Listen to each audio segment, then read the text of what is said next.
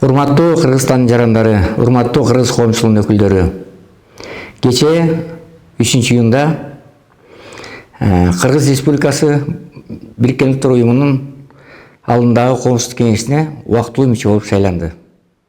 Бул аябандай чоң кубанычтуу кабар. Кыргыз Республикасынын Тышкы иштер министрлиги, Кыргыз Республикасынын Бириккен Улуттар Уюмундагы өкүлчүлүгү муну аябай кубануу менен кабыл алып, майрамдап атышат. Жалгыз алар эмес, дипломаттар эмес, кыргыз коомчулугу, жалпы Кыргызстандын эли муну майрамдашыбыз керек. Мына ушундай чоң жетишкендиктерге жетүүгө ушул Кыргыз Республикасынын Бириккен Улуттар Уюмундагы өкүлү Аида Касмалиеванын ролу аябандай чоң. Андан тышкары Кыргыз Республикасынын Тышкы иштер министри Жээнбек Молдокадже Кулубаевдин ролу чоң. Анан эң негизгиси Кыргыз Республикасынын президенти Садыр Нуркожоевич Жапаровдун ролу чоң. Анткени буга чейин иштеген кыргыз президенттеринин ичинен биринчилерден болуп, эмне үчүн Кыргыз Республикасы Бириккен Улуттар Уюмунун алдындагы Коопсуздук Кеңешине мүчө боло албайт, же убактылуу мүчө боло албайт деген маселени биринчилерден болуп демилге көтөрүп чыкканда, ошону дагы башка өлкөлөрдүн, дүйнөнүн өлкөлөрүнүн өкүлдөрү укса керек деген чоң үмүтүбүз бар. Силерге түшүнүктүү болуш үчүн Бириккен Улуттар Уюмунун алдында Коопсуздук Кеңеши иштейт. Коопсуздук Кеңешине 15 мүчө болот. Анын 5 туруктуу, вето коюу укугу бар. Ал эми 10 мамлекет туруксуз да, же болбосо туруктуу эмес, же болбосо убактылуу мүчө деп эсептелет да.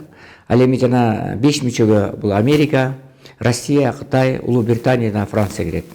Ал эми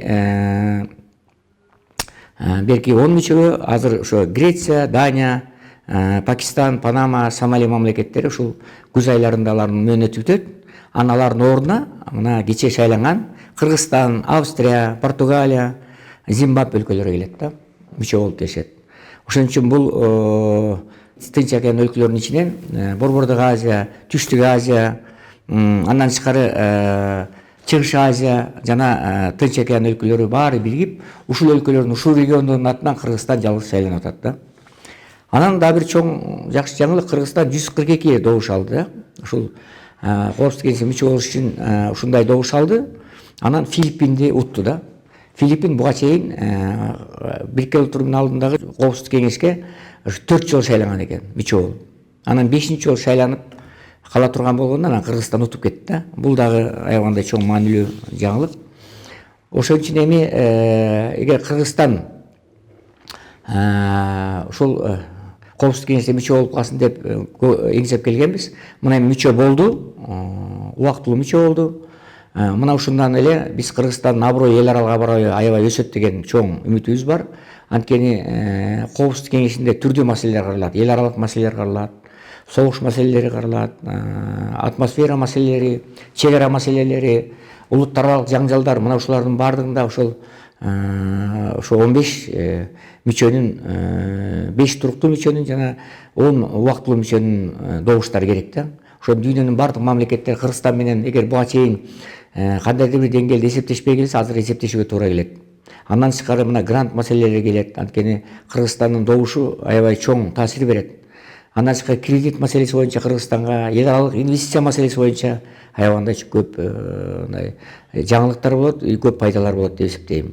Андан тышкары мына Кыргызстандын экономикалык өсүүсүнө дагы чоң проекттер, эл аралык инвестициялар аябай чоң мааниде, чоң суммада келет деген чоң үмүтүбүз бар да.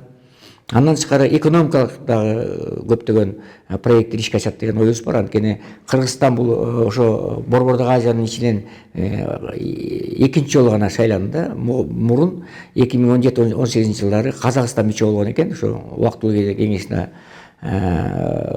Казакстан мүчө болуптур.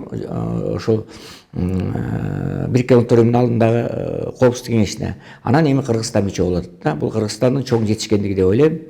Экономикалык жактан да чоң өзгөрүүлөр болот деген чоң үмүтүбүз бар. Ошон үчүн бардык кыргызстандыктарды ушул Кыргызстандын Бириккен Улуттар Уюмунун Коопсуздук Кеңешине мүчө болушу менен чын жүрөгүмдөн куттуктайм.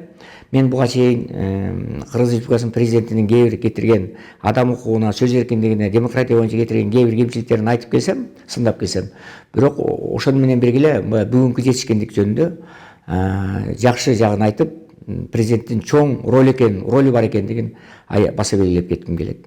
мындан кийин дагы президент бир ушундай бир ак жолтой иштерди баштап, адам укугуна шек келтирбей, сөз эркиндигин коргоп, демократияны өстүрүп кетсе, аябаганда чоң жетишкенттер болот эле.